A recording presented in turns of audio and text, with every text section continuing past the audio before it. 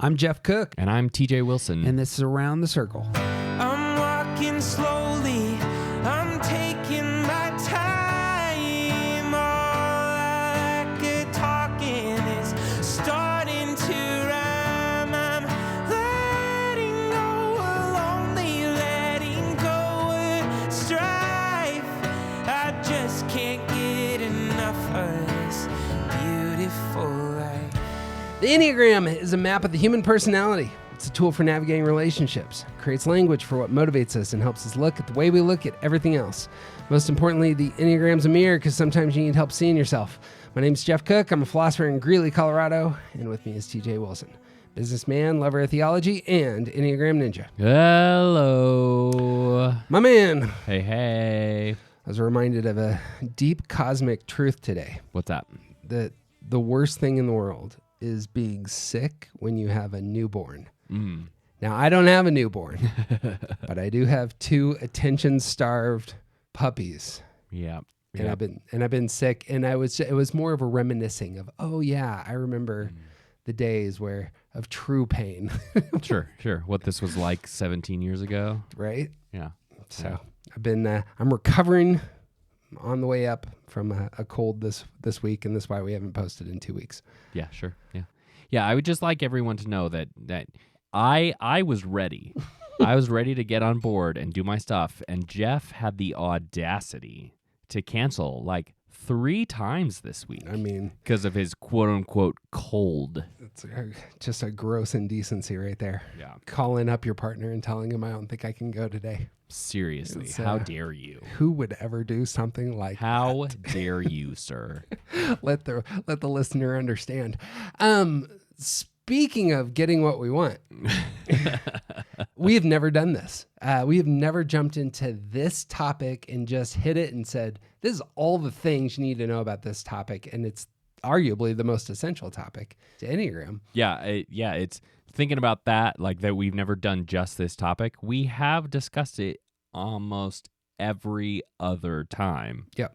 But apparently not all by itself. Going to put all of our great thoughts in one place so you can send it to your pals. There we go. This is where the money's at. Love it. Stance is one of our tools. So we're doing this series on tools. Stance in theory is like the primary tool. It's the first tool. Right. We take the world in through our primary center, and then we engage the world through our stance. And stance is a complicated idea because there are so many elements to stance that are worth talking about. And just on my paper in front of us, I got 4 big ideas that we need to kind of discuss about what's going on here. But this is the first tool. Yeah, and this can be the only tool that you use for a while as well. There's good wisdom that stance work is the type of work, like if you only ever wanted to do one thing, you could do stance work for the rest of your life, because there's so much involved with what stance is and what the tool can do for you once you like begin to use it as a tool instead of just this thing that you're falling into and unaware of. So I'm excited. Big idea for us, and we've said this in other podcasts, is that life is breathing. All life is this in and out process. You take in the world, you exhale back out into the world. And that works for us in our inner life as well. We take in the world through our center, through our primary center, and then we engage the world through our stance. And so in Enneagram language, stance is about how you get what you want. Your primary center tells you what you want, and stance is about getting what you want. And that's how TJ and I have defined this. I think that's original to us. The stance primarily, the big idea is just that.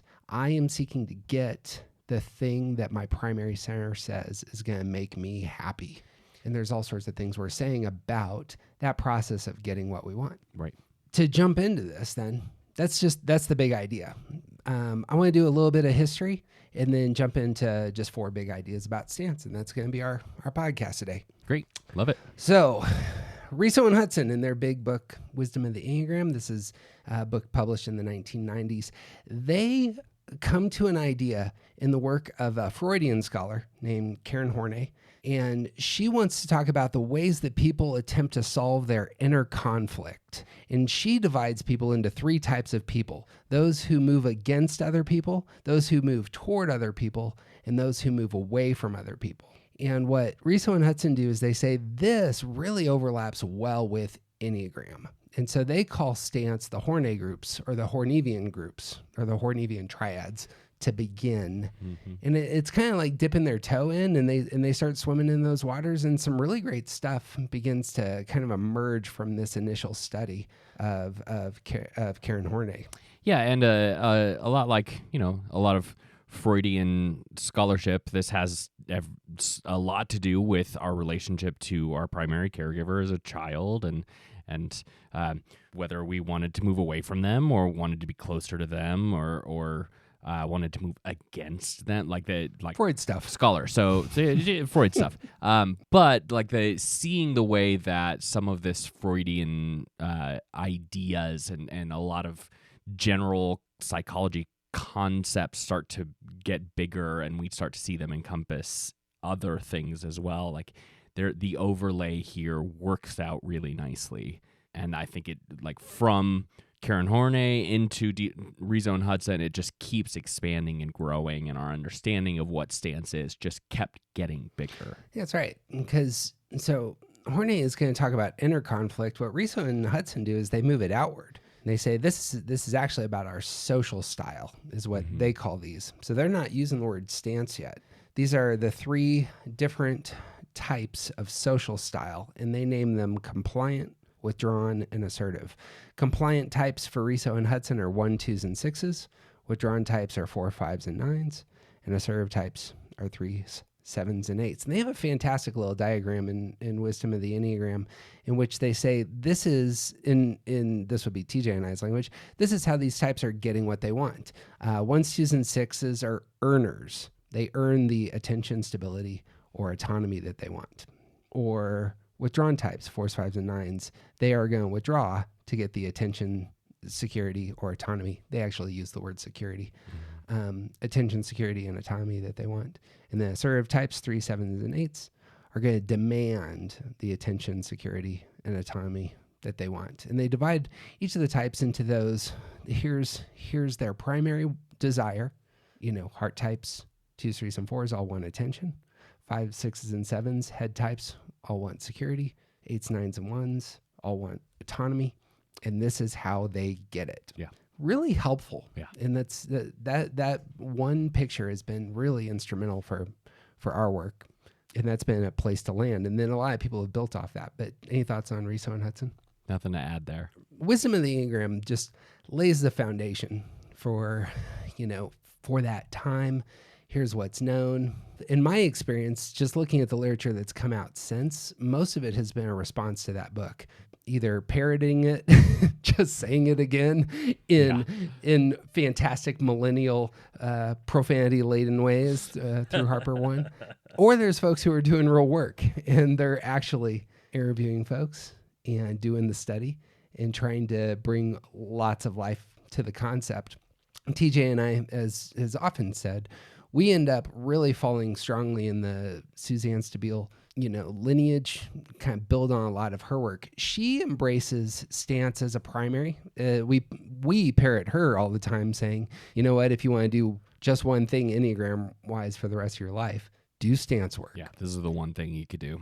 She's going to redefine the terms. So she rejects, well, I don't know if she rejects, she doesn't use the word compliant for 1s, 2s, and 6s. She uses the word dependent. She keeps withdrawn, and then she also changes the word from assertive for 3, 7s, and 8s to aggressives. These can be synonyms. There's nothing necessarily wrong or right with going with each of these terms. It really becomes like which of these terms is really doing the best to describe what's going on with these 3 types, and that's where she lands. Yeah. So her latest book, Journey Toward Wholeness, goes into the centers and the stances. And it's a great study of these 2 things. You're taking in the world through your primary center. What does that look like? You're engaging the world through your stance. What does that look like? She really sits in those spaces, tells a lot of stories. Great little study if you want to jump into this topic. And I could keep going. I'm mainly thinking about the things that she adds that become commonplace, but then moves us away from her as a topic. I don't know if this is Stabile or if it's Horney who define stances based on what they're lacking. But this is one of the topics that we're going to hit. This is often called your repressed center.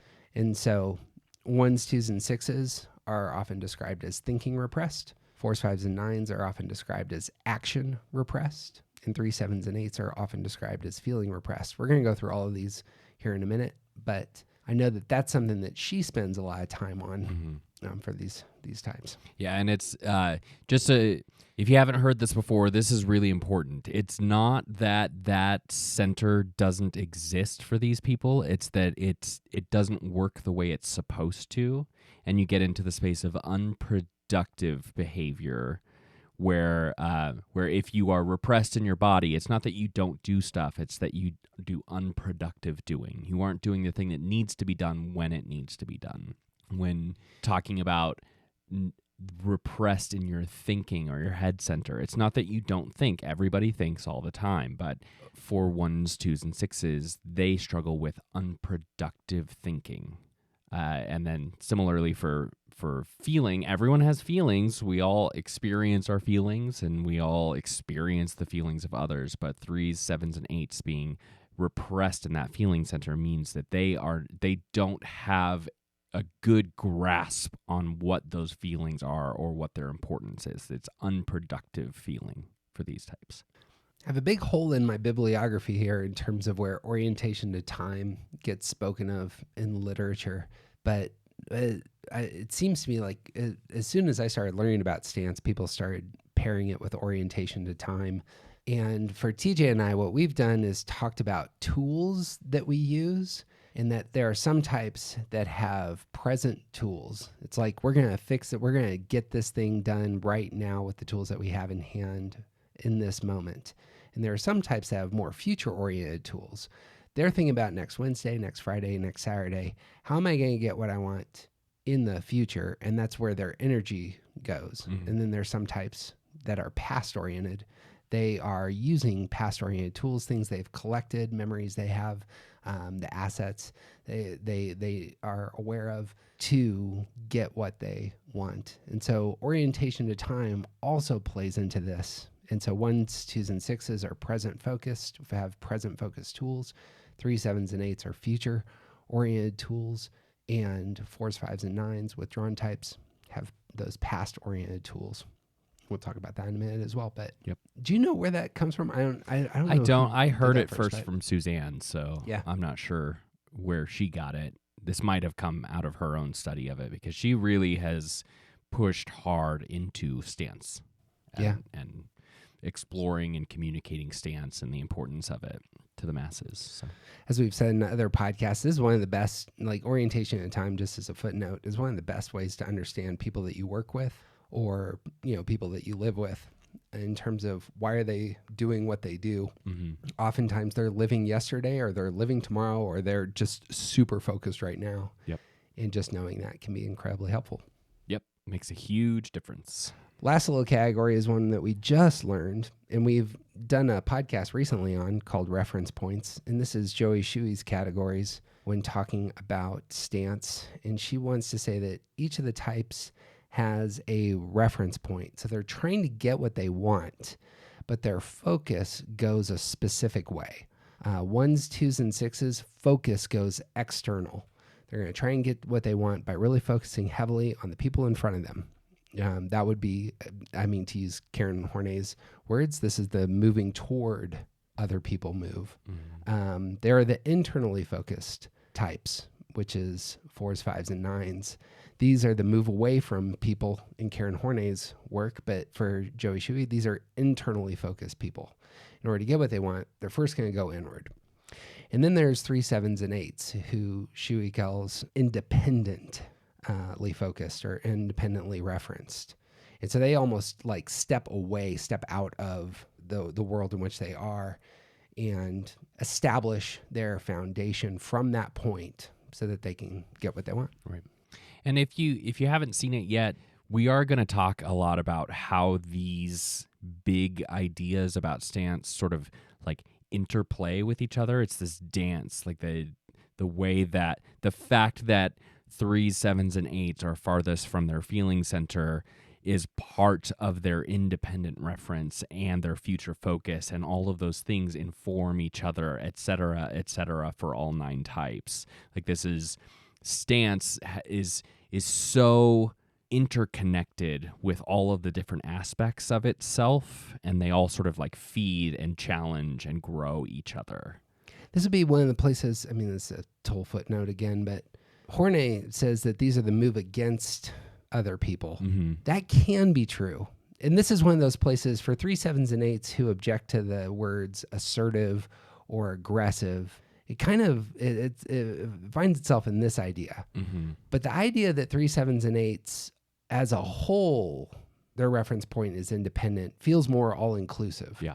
There are some 3s who don't move against other people. There are some 8s that don't move against other people. Some of them do. Right. Some of them will step on you in order to get to the thing that they want. Mm-hmm. But not all 3, 7s, and 8s do that. Right. And so I have really appreciated Shui's verbiage here because it's a wider, better description. Especially for all those 3s who don't like being called aggressive. Or, so I mean, some 8s and some 7s, I imagine. Sure.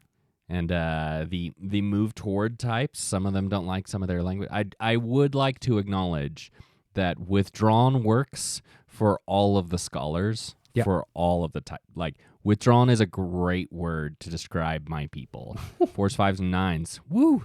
I mean, we should talk about that for a second. The 4s, 5s, and 9s across the board, withdrawn just works and you're internally referenced. Mm-hmm. Mm-hmm. Yep. When it comes to your and I's work, as has often been said on this podcast, I really have an aversion to compliant and dependent. I think that can work for some. I really don't think it works for 1s, and it may not work for some 2s and 6s.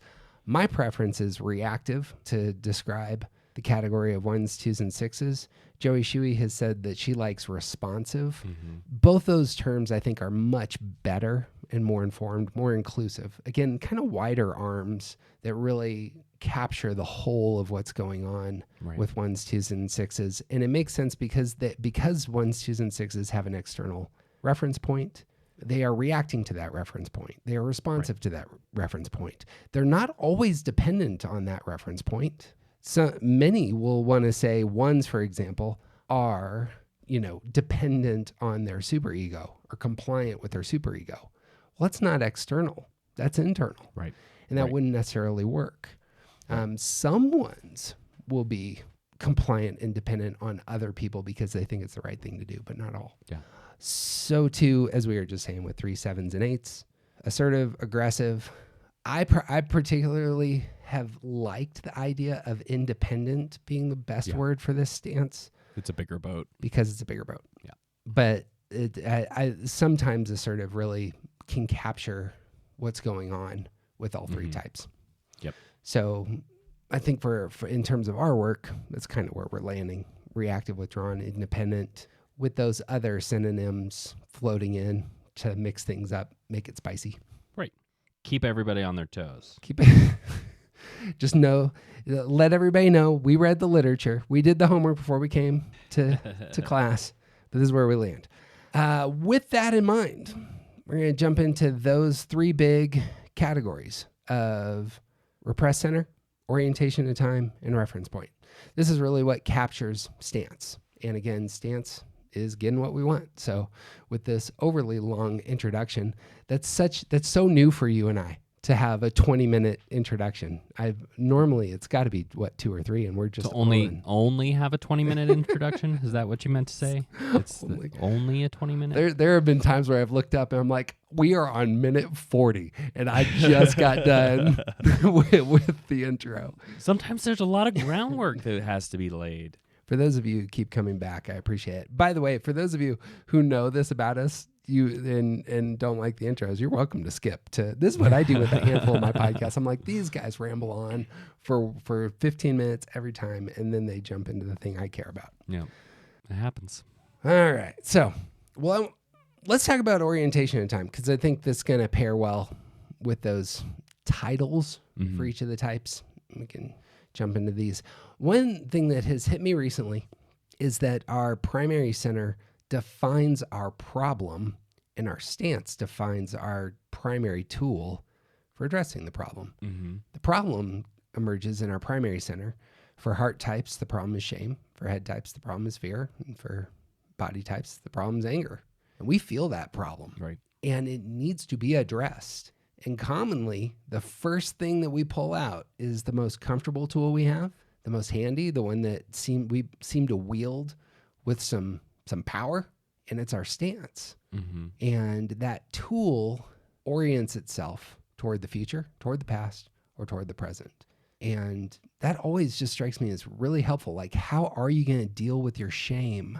Well, the 3 is going to win Wednesday. Right. Next Wednesday is coming, and I'm going to dominate on Wednesday. And the thing about the 3, they know what it's like not to win. They have memories of not, shame is a past-oriented emotion. They know what it's like not to win. And that's going to fuel them in terms of saying, next Wednesday, I'm going to win. And that's why they're future-oriented. Yeah. Here's the things that are coming, and I am preparing to excel at everything on my calendar. And I'm going to keep expanding my calendar as we go to make sure that I'm ready for the next thing. Like, there's this always planning next week kind of thing, because there's always something to do. You always have to keep doing stuff in order to always be successful. And so you're always looking toward the future. Sticking with future-oriented types, 7s don't feel shame in that way. I'm not sure 7s feel shame, do they? A lot of them don't.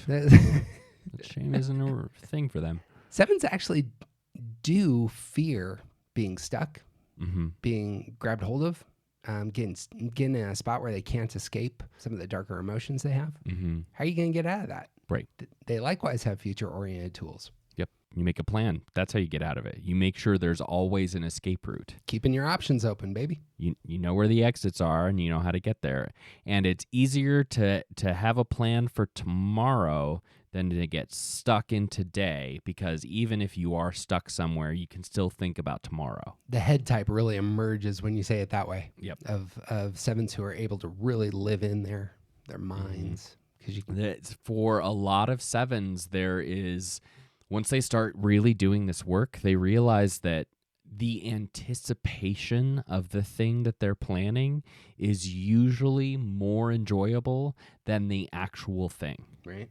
Like the prep work and like the planning of the fun is better than the actual event. For 8s, the world is coming at you and it wants to hurt you. And you may feel vulnerable right now knowing this. And so the preparation for, I'm going to ensure that next Wednesday I am protective, have all of my stuff under control, under wraps. I've built the thing that ensures that I won't, my gates won't fall in, is the way that 8s get the agency that they desire. Right. And if you aren't prepared for the things that could make you vulnerable or take advantage of your vulnerabilities, then you're in danger. So like looking at the horizon for the things that might be coming, this is part of how 8s operate. There's always something to do, and there's always something to do in preparation for tomorrow. Yep. Because if we just wait till tomorrow comes, then we may not have control over tomorrow anymore.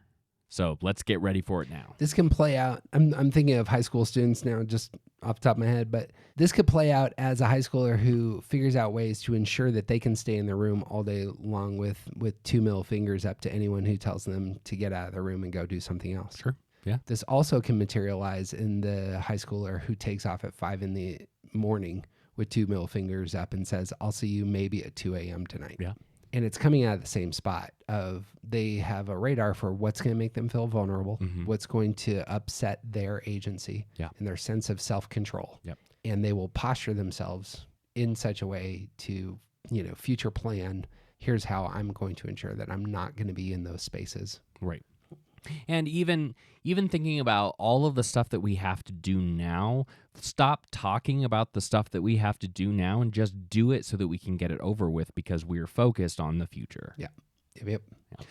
Another illustration of this might be, I've one of the folks that we speak to on when we meet monthly on Zoom, talks about entering a room for a presentation, a big room for a presentation. It's very common for 8s to sit near the back, mostly because they don't know what's coming up in the future. Right. And so preparation means I'm going to pick seats where it's easier for me to exit if I desire. To ensure that I maintain control. Hear that frequently. Yep. Future problem solvers.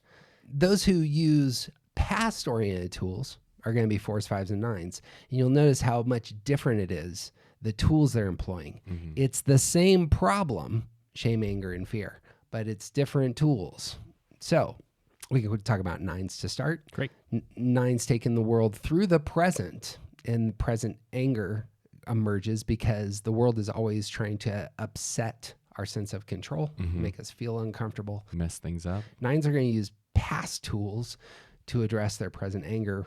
How does that look for you? Yeah, it's you know what works when you've already done what works before, and that sort of sense of like just dealing with what comes as it comes. Like it's gonna be fine. It's gonna be fine because it always has been fine.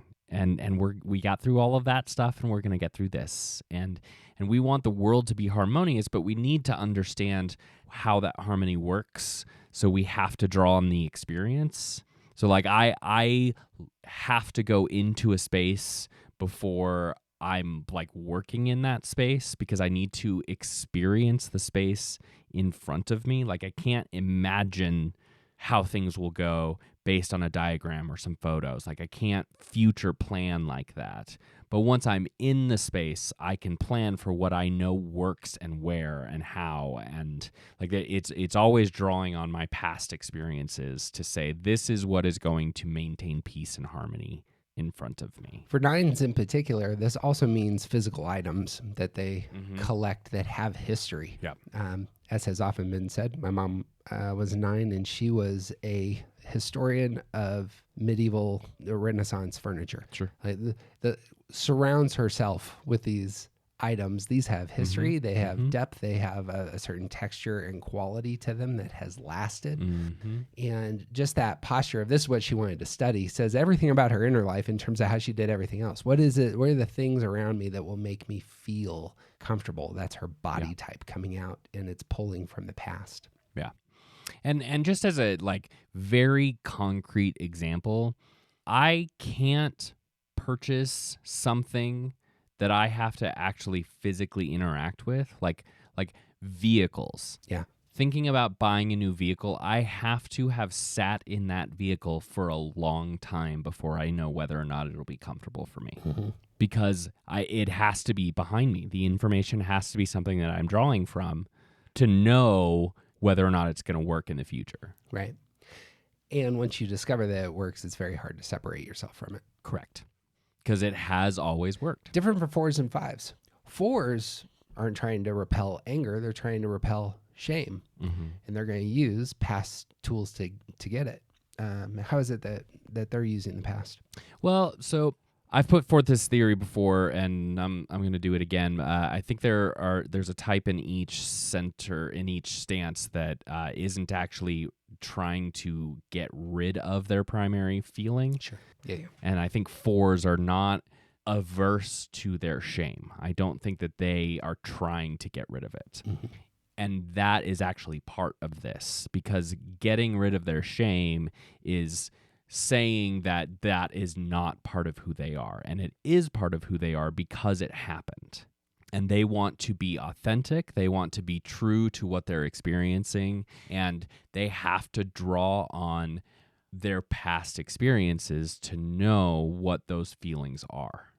All of the feelings are behind them, and they are trying to understand and be fully in the feelings that they're having. When 4s feel that they have a fundamental flaw, this is common for 4s. You don't think that they're trying to get rid of that flaw? I don't think they're trying to get rid of that flaw. I think they're trying to figure out how the world can make space for them, given that they have this flaw. This is the flaw that keeps them out of certain circles. This would be is this not the move then in terms of using past tools is you try and romanticize the flaw, or trying to bring some beauty to it. So I'm thinking of like what the Hunchback of Notre Dame story. Like in theory, you could see someone saying, well, this person is, has some flaw, but what the story does is shows just how beautiful and worthy and part of the architecture this actually is. Right. And not just that, but also like his flaw is external, whereas the actual monster in the story is looks exactly like a priest should look. Right. That's a good way to put that. To push into the past orientedness then of engaging those things, it's still it's still wrestling with shame in a way. It is wrestling with it, but not in a way to try and get rid of it. Correct. It's trying to figure out where this shame puts me in place. Yeah, so like another type, like 8s will wrestle with anger, but they won't necessarily try to get rid of their anger in the same way 4s understand the shame that's there as their underlying feeling. Yeah. Their response is not to alleviate it. Right. And so, but the move... That's my theory. But the move is a past-oriented move. Yes. Yeah, it's still acknowledging the shame from the past and wrapping our minds around our past, like using those past experiences to inform how I feel about the things that are happening in front of me. Yes. Like it's all still drawing on everything that I have been and gone through. Does that not lessen the shame at some level if you can reconceptualize all these things? Don't tell any 4s that, but yes. Processing the shame is part of how you lessen it, and that's what they're doing. They're not trying to lessen it; they're trying to experience it fully and let it live where it is supposed to be. I do like that. Still, as a theory. The 6 is the fear types, right? So all these, just as a total footnote, 4, 6s, and 8s constitute a triad. They're the emotional response triad, right? And so, in some ways, when they are solving problems, they might be pushing into those emotions hard in order to solve the problems, because those are tools for solving problems at that point. Right, absolutely. And they're not something to be discarded. It's something to use to help solve the problems. Yeah. There you go. Has value. Last one here is 5s. How 5s use past resources to solve their fear. Yeah, and this is drawing on information, experience, data collection, ensuring that I have gotten enough resources in the past to be able to help me move forward. And this is a great place to sort of insert an idea for all 3 of these types. It's the movement forward doesn't necessarily happen. We are spending our time in the past in order to prep for getting ready to move forward, but we're not necessarily actually moving forward. Right. So 5s are gathering their resources and prepping and like making sure they understand all of the dance moves before they get on the dance floor. But they may not actually get on the dance floor because there's always more dance moves to learn. There's always something more to draw in from that past, from the knowledge of everyone who has gone before, from the collection of like Scrooge is collecting money. Like there's different resources that we're gathering to protect, that 5s are gathering to protect themselves, and it's all drawing from this past experience. Somebody who grew up poor might hoard money for their entire life in order to make sure that they never are poor again. And we'll jump to this, but that's a great bridge to action repression right there. As if you're always living in the past, it may be hard getting into your body. Right. So too, if you're always living in the future, it might be hard to feel what you're feeling right now, because there are no feelings in the future. Right. And if you're always in the present moment, you can't know what to think about the present moment because nothing's happened. It's presently happening. I haven't had time to think about this. There you go. You don't process it because it's already it's in the middle of happening. That's how the repressed centers work. Last one is 1s, 2s, and 6s. So the reactive types are going to be present oriented in their tools. So one of the most helpful terms here is from Riso and Hudson. They just say these types are earners. So with Joey Shuey's reference points, these are an externally referenced type. They're going to earn what they want, and that's going to overcome the shame, anger, and fear that they feel. So I think 2s are the easiest to see here. 2s have felt like others didn't want them in the past. It produces a sense of shame in them. And so how are they going to get the wantedness that they desire, the attention they desire? They're going to earn it. Right. And they're going to react, respond to whatever's happening in front of them. It's always a movement toward the other person. It's situationally dependent, and like the focus is on what needs to be done now. What task can be done to make people love me? How do I ingratiate this person to make sure they don't reject me? I have been rejected. I have been not wanted in the past, but now there are things that I can do to make sure people want me around, and I'm going to keep doing those things. 6s going to struggle with fear. They're going to take in the world through their head center, and their head center is a analytic center that is thinking about what might happen in the future. It's going to produce fear in them, but they're going to react to that fear in the present moment.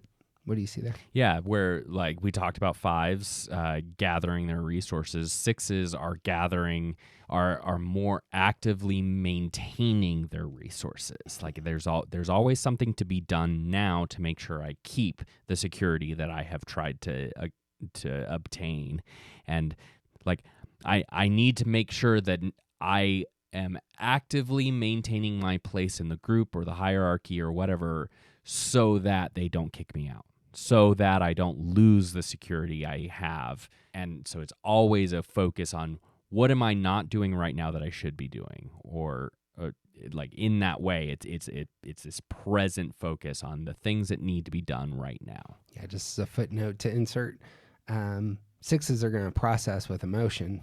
And so this often becomes very tribal in terms of thinking about resources. Right. It becomes very much who's around me, right? Who's going to help protect me from future catastrophe. Right. I'm going to make sure that I earn their favor here. Mm-hmm. I should have said that with 3s and 9s as well. 3s are going to process with action. And so what do I need to do next Wednesday is the question for 3s. Right. And for 9s, they're going to process with thinking. And so it's, what are the resources I have at hand to ensure that I maintain the calm that I desire against all these things that might want to push me around. And objectively, like, what is harmony in this situation? Yeah. Because harmony is not always stillness, Mm-hmm. but you have to understand what the situation is in order to know whether or not something is going to be harmonious. Yeah. I almost skipped ones.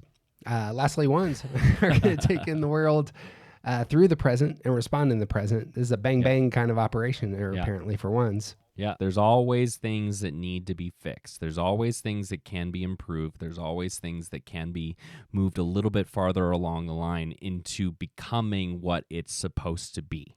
We're the arc of the universe is forward movement and improvement and all of that, and there is always something that needs to be moved from here to there. And so ones are always focused on the thing that needs to be improved. And this is how they maintain their own autonomy, is so long as I've done all of the things that I am supposed to do, then I get to keep control over myself. Twofold things here. To circle back to what TJ was saying earlier about 9s and trying out new cars. Mm-hmm. The 9 may need to sit in the car for a while to get a sense of it, feel for it, and the rest. Ones will be a little bit quicker in the sense that they'll sit in the car and say, this is the car for me, I feel it. Right. Or they'll sit in the car and say, I don't think this is the car for me, but I couldn't tell you why. Mm-hmm. But the feelings are there. The intuitions are there. Yeah. We haven't brought up that word yet. Yeah. A secondary side to this is that the rightness, wrongness, perfecting side of ones and their earnerness can come, again, out of how they feel. They're taking in the world through their intuitive center, through their body center. And they want their body to feel good, not corrupted, not spoiled, not like no infections. Clearly, the common cold is just a pain in the ass. This is obviously about something that you did wrong, some type of moral failure. If I had done a better job with my diet, my exercise, my sleep regimen, If you were just taking better care of your body, then you probably wouldn't have gotten sick. If I had read the Bible more, I wouldn't have known. That's how this works. But that is the processing. It's if the earning comes out in those forms, like what do I do to ensure that my body feels well in the world, and then I will get the control that I want, because I'm clearly not in control now. I got to sit in bed for a while and rest up. Right. Feel better. I have to tend to all of these things that need to be fixed before I can go back to doing what I want to do. Yeah. That same mindset spills out into everything. Here's your work life. Here's your romantic life. Right. Here's your personal life. Bang. Orientation and time. Yep. That's a good picture, I think. Again, what are your problems? What are the tools you have to solve them? Both of those have an orientation and time, but stance really focuses on past, future, and present oriented tools. Yeah. Friends, we're going to pick up this podcast next time with underlying feeling and reference points. If you're into our work, do share this with a friend. It's the best possible thing that you can do for us. Or if you have friends who have not yet gotten into Enneagram, do share our Start Here podcast, which is linked in the notes. Very easy to find. Just look for Start Here Enneagram and it'll pop up. If you get into movies, we have another podcast called Movie Typing, where we go through famous movies and the Enneagram types of characters there. Good stuff there. I'm always really proud of the work that we do there. And lastly, we always appreciate stars and reviews and subscriptions. So for TJ Wilson, my name is Jeff Cook. May all good things be yours.